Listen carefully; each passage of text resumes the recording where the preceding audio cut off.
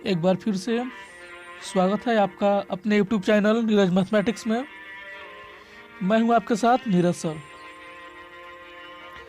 आज की क्लास प्रकाश के परावर्तन और अपवर्तन का पार्ट 3 है।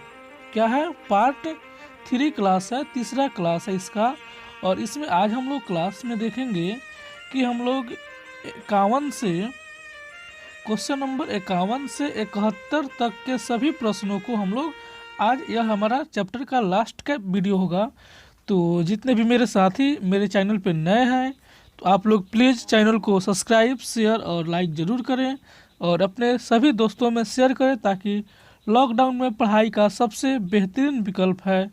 और यहाँ से आप लोग 50 नंबर का ऑब्जेक्टिव टोटली क्लियर कर लेंगे। और सब्जेक्टिव के लिए हमारा यूट्यूब चैनल को ज़रूर सब्सक्राइब कीजिए।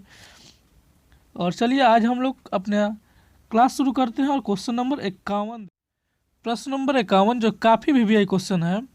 समतल दर्पण के द्वारा बने वस्तुओं का प्रतिबिंब होता है। समतल दर्पण के द्वारा बने वस्तुओं का प्रतिबिंब, याद रखिएगा, हमेशा काल्पनिक होता है। कैसा होता है? हमेशा काल्पनिक होता है। नेक्स्ट क्वेश्चन हमारा है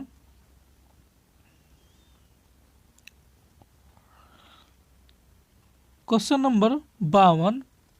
एक व्यक्ति जिसकी लंबाई 1.5 मीटर है, अपना पूर्ण प्रतिबिंब देखने के लिए समतल दर्पण की न्यूनतम लंबाई कितनी होनी चाहिए? तो आप लोग एक बात नोट करके याद रखिएगा कि समतल दर्पण में अपनी पूर्ण लंबाई देखने के लिए जितनी दर्पण व्यक्ति की लंबाई होती है उससे आधा, यानी कि हाफ हम कर देते हैं। अगर हाफ भी हमको यहाँ पे मान लीजिए हमारा वस्तु है 1.5 सेंटीमीटर, इसके आधा की लंबाई की भी अगर हमको दर्पण मिले तो उसमें पूरा का पूरा प्रतिबिंब दिखाई देगा, यानी कि हाफ होना चाहिए। तो इसलिए अगर हम 1.5 है तो 1.5 में 2 से भाग दे देंगे तो क्या हो जाएगा? 0.75 हो जाएगा। क्या हो जाएगा? 0.75। इसलिए इसका आंसर हो जाएगा, आंसर नंबर सी हो जाएगा सही। यानी कि जितनी भी लंबा व्यक्ति हो उसका पूरा प्रतिबिंब देखने के लिए दर्पण की लंबाई जो होती है न्यूनतम आधी होनी चाहिए। क्वेश्चन नंबर 53 देखेंगे जो काफ़ी वीवीआई क्वेश्चन है। समतल दर्पण एक एमएन है और एमएन एक समतल दर्पण आपको यहाँ पे दिखाई दे रहा है स्पष्ट रूप से। ए भी एक आपतित किरण है, प्रकाश किरण, ए भी एक आपतित किरण है यहाँ पे जो है। और आपतन कोण का मान पूछ रहा है। तो आपतन कोण जो होता है आपतित किरण अभिलंब के बीच के कोण को हम लोग आपतन कोण कहते हैं। तो ये हमारा अभिलंब है, तो यहाँ पे ये टोटल जो हमारा एंगल होगा यह 90 डिग्री का एंगल बनेगा। यह टोटल जो हमारा 90 डिग्री बनेगा। और यहाँ पे जब 40 डिग्री है तो यहाँ पे हमारा 50 डिग्री का एंगल बनेगा, यानी कि आपतन कोण का जो मान होगा 50 डिग्री होगा, यानी कि बी नंबर हमारा आंसर बिल्कुल सही होगा। नेक्स्ट क्वेश्चन की तरफ बढ़ते हैं और अगला क्वेश्चन हमारा है क्वेश्चन नंबर 54। एक छोटा द्वारक वाले दर्पण की फोकस 10 सेंटीमीटर है। फोकस दिया हुआ है हमको 10 सेंटीमीटर और वक्रता त्रिज्या क्या होगा? तो आप लोग पढ़े एफ, वक्रता त्रिज्या को हम लोग आर कहते हैं। तो आर बराबर होता है 1f/, आर बराबर होता है 2f होता है, आर बराबर होता है 2f होता है 2f। तो यानी कि हम 2 गुना f हमारा 10 है, मल्टीप्लाई करेंगे तो 10 दूना 20 हमारा सही आंसर होगा। यानी कि इसका आंसर जो हो जाएगा हमारा आंसर हमारा हो जाएगा बी नंबर, आंसर इसका बिल्कुल सही होगा। तो 54 का आंसर आप लोगों ने देखा 20 आ रहा है, यानी कि बी नंबर हमारा सही आंसर होगा। नेक्स्ट क्वेश्चन है क्वेश्चन नंबर 55। मोटर गाड़ी के चालक के सामने लगे दर्पण होते हैं। मोटर गाड़ी के चालक के सामने कौन सा दर्पण लगा रहता है? काफ़ी अच्छी क्वेश्चन है। और याद रखिएगा उत्तल दर्पण का उपयोग हम लोग करते हैं। किसका उपयोग करते हैं? उत्तल दर्पण का उपयोग करते हैं। नेक्स्ट क्वेश्चन और क्वेश्चन नंबर 56। उत्तल दर्पण द्वारा बना प्रतिबिंब होता है। उत्तल दर्पण द्वारा बना प्रतिबिंब होता है। उत्तल दर्पण में हमेशा काल्पनिक प्रतिबिंब बनता है और छोटा प्रतिबिंब बनता है और सीधा बनता है। उत्तल दर्पण में जो प्रतिबिंब बनती है काल्पनिक बनती है, छोटा बनता है और सीधा बनता है। तो इसमें से आंसर हमारा क्या हो जाएगा, 56 का आंसर हो जाएगा सी नंबर, काल्पनिक बनेगा और सीधा बनेगा। बिंब की अपेक्षा क्या होगा, सीधा हमारा आंसर होगा। नेक्स्ट क्वेश्चन देखते हैं, क्वेश्चन नंबर 57। जब किसी समतल दर्पण पर आभासी प्रकाश किरण पुंज क्वेश्चन नंबर 57, जब किसी समतल दर्पण पर आभासी प्रकाश किरण पुंज आपतित होती है तो परावर्तन के बाद दर्पण द्वारा बना प्रतिबिंब होता है। परावर्तन के बाद दर्पण द्वारा बना प्रतिबिंब होता है। तो आप लोग याद रखिएगा, होगा इसका वास्तविक और दर्पण के आगे बनता है। कैसा बनता है, वास्तविक बनता है और दर्पण के आगे बनता है। नेक्स्ट क्वेश्चन की ओर बढ़ते हैं, काफी अच्छी क्वेश्चन। नेक्स्ट क्वेश्चन, वास्तविक प्रतिबिंब को पर्दे पर प्राप्त किया जा सकता है जबकि काल्पनिक प्रतिबिंब को नहीं किया जा सकता है, क्यों? वास्तविक प्रतिबिंब को पर्दे पर प्राप्त किया जा सकता है लेकिन काल्पनिक प्रतिबिंब को पर्दे पर क्यों नहीं प्राप्त किया जा सकता है? इसका सही आंसर होगा, वास्तविक प्रतिबिंब में वास्तविक प्रकाश ऊर्जा पहुंचती है जबकि काल्पनिक में नहीं होती है, यानी कि सही आंसर हमारा ए नंबर हो जाएगा। Next question, 59 number, F centimetre focus दूरी वाले अवतल दर्पण के सामने 2f सेंटीमीटर की दूरी पर एक बिंब रखने पर दर्पण द्वारा इसका प्रतिबिंब बनेगा। अब हम कहाँ रख रहे हैं, 2f पर। 2f यानी कि वक्रता केंद्र पर रखते हैं। तो वक्रता केंद्र पर रखते हैं तो आपको पता होना चाहिए वक्रता केंद्र पर ही बनता है और दर्पण के सामने बनती है। तो इसका हमारा सही आंसर होगा वक्रता केंद्र पर, अवतल दर्पण के वक्रता केंद्र पर।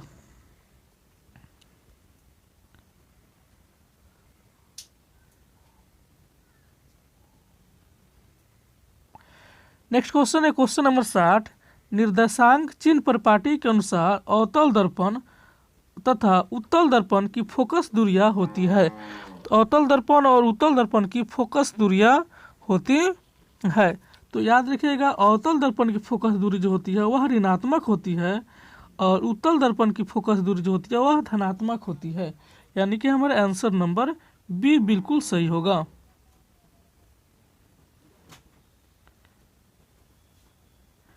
नेक्स्ट क्वेश्चन है क्वेश्चन नंबर 61।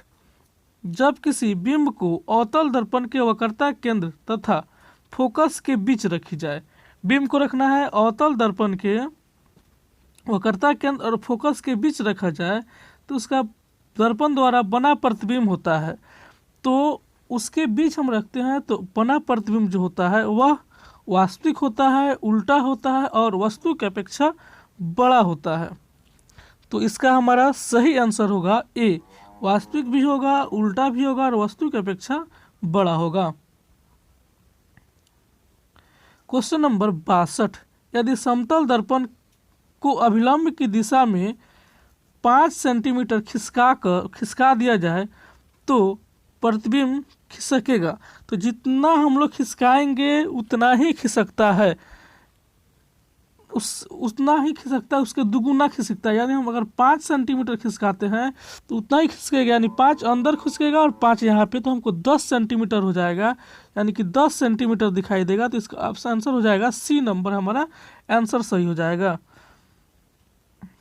नेक्स्ट क्वेश्चन है, सूर्य की किरणों को अवतल दर्पण के गौण अक्ष यानी सेकेंडरी एक्सिस के समानांतर आपतित कराई जाती है। गोलीय दर्पण की फोकस दूरी आधी पर एक समतल दर्पण के अभिसारी किरणों को परावर्तित करता है। तो समतल दर्पण द्वारा बना प्रतिबिंब कैसा होगा? तो समतल दर्पण में बना प्रतिबिंब सीधा बनता है और वास्तविक बनता है, यानी कि आंसर बी हो जाएगा, सी हो जाएगा हमारा बिल्कुल सही आंसर। क्वेश्चन नंबर 64, गोलीय दर्पण की फोकस दूरी उसकी वक्रता त्रिज्या की होती है। आप लोग पढ़े एफ बराबर होता है आर बाई टू होता है, एफ बराबर आर बाई टू होता है।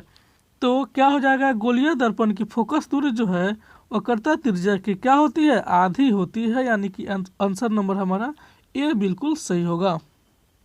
नेक्स्ट आपके फिगर सामने है, स्क्रीन पे देख रहे हैं और काफ़ी अच्छी भी है।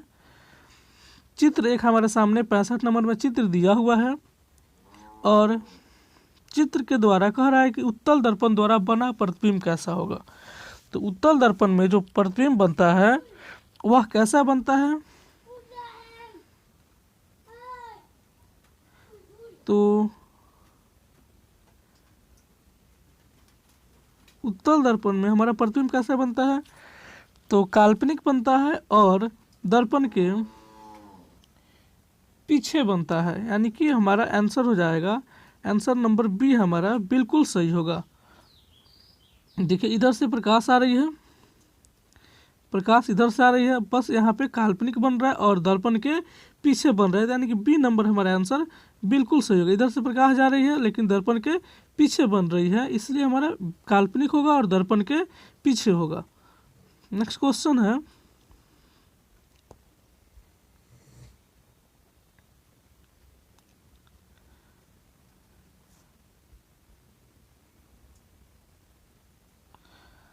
अगला क्वेश्चन है, बड़े द्वारक के अवतल दर्पण के मुख्य फोकस पर एक बिंदु बिंब स्थित है, एक बिंदु बिंब स्थित है जिसका प्रतिबिंब अनंत पर बनता है। तो गोलीय दर्पण में विस्थत के कारण प्रतिबिंब बनेगा, अनंत पे बनता है, तो अनंत पे बनता है तो अनंत पे कहाँ बनेगा, तो आप लोग जानिएगा कि वह काल्पनिक बनता है और दर्पण के पीछे बनता है। कहाँ बनता है, काल्पनिक बनता है और दर्पण के पीछे बनता है। नेक्स्ट क्वेश्चन है, एक रिलेशन हमको फाइंड करना है। रिलेशन है, गोलीय दर्पण में फोकसांतर यानी कि फोकस दूरी और वक्रता त्रिज्या में कौन सा रिलेशन सही है। तो आप लोग पढ़े हैं आर जो एफ बराबर जो होता है आर बाई टू होता है, यानी कि इसका आंसर हमारा बिल्कुल सही होगा।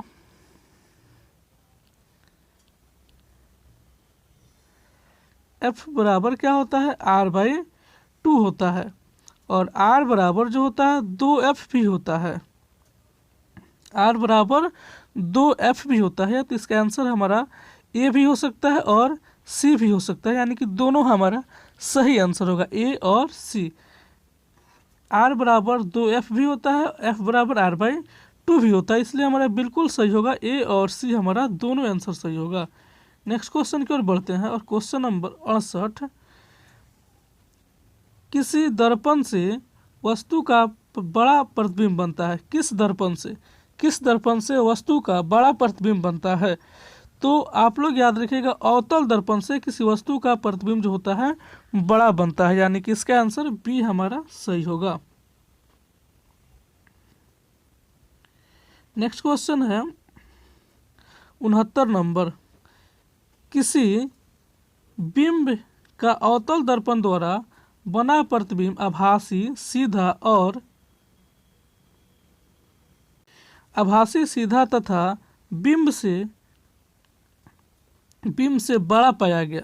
इस स्थिति में वस्तु को कहाँ रखनी चाहिए, तो इस स्थिति में वस्तु को कहाँ रखनी चाहिए, आभासी बने और बिंब से बड़ा बने और सीधा बने।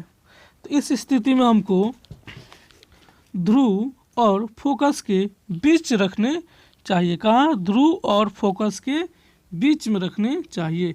नेक्स्ट क्वेश्चन है क्वेश्चन नंबर 70,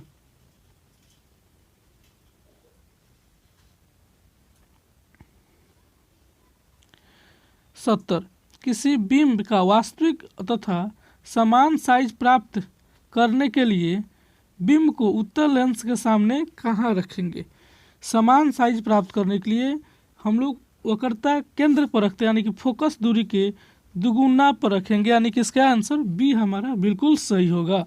नेक्स्ट क्वेश्चन और आज का लास्ट क्वेश्चन और प्रकाश का परावर्तन और अपवर्तन का लास्ट क्वेश्चन है, तो इसे आप लोग जरूर देखिए। उत्तल लेंस होता है। उत्तल लेंस किसे कहते हैं? तो जिसके किनारे पे पतला और बीच में मोटा होता है उसी को हम लोग उत्तल लेंस कहते हैं। कि उत्तल लेंस हमारा जो होता है ऐसे होता है, ऐसे हमारा उत्तल लेंस बनता है, ऐसे। इसका मतलब हुआ किनारे की अपेक्षा बीच में मोटा, किनारे पर पतला और बीच में मोटा होता है, इसलिए हमारा आंसर क्या हो जाएगा? सी नंबर हो जाएगा। और प्रकाश के परावर्तन और अपवर्तन चैप्टर जो है टोटली खत्म हो गया। प्रकाश के परावर्तन और अपवर्तन पाठ का जो भी टोटल क्वेश्चन था सभी हमारा समाप्त हो गया। हमको नहीं लगता है कि इससे ज़्यादा एग्जाम में क्वेश्चंस पूछेंगे, सभी क्वेश्चन समाप्त हो गया। हम लोगों ने बहुत अच्छे से पढ़ा है और यह जो है 3 पार्ट में हम लोगों ने करके पढ़ा है। और तीनों पार्ट्स का वीडियो मेरे प्यारे साथियों आप लोग ज़रूर देखिएगा और उसे नोट्स भी बनाइएगा और नोट्स बना के उसको याद कीजिए। एग्जाम और व्यू से काफ़ी अच्छी क्वेश्चंस है। तो आज की क्लास के लिए बहुत बहुत धन्यवाद। जो हमारे चैनल को सब्सक्राइब नहीं किए प्लीज़ सब्सक्राइब, शेयर और लाइक ज़रूर करें।